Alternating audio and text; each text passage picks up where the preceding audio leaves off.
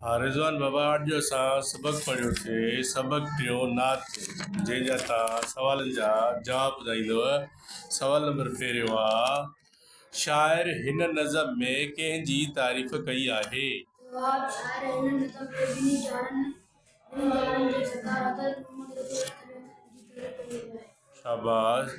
सवाल नंबर ॿियो ॿुधाइजो नबी सगोरे सल्लल्लाहु अलैहि वसल्लम जी वाखाण शाइर कहिड़े लफ़्ज़नि में बयानु कई आहे। शायर नबी सल्लल्लाहु अलैहि वसल्लम जी तारीफ़ करे फरमाए थो त नबी करीम सल्लल्लाहु अलैहि वसल्लम मुझे मोहब्बत वाखाणनि कराते महिरबानी कंदड़ हुआ जिंदा जन सां दुनिया में शाबाश। सवाल नंबर टियों ॿुधायो हज़रत मोहम्मद रसूलुल्लाह ख़ातमुल नबीन सल्लल्लाहु अलैहि वसल्लम जन जे पैदा थियण खां अॻु दुनिया जी कहिड़ी हालत हुई।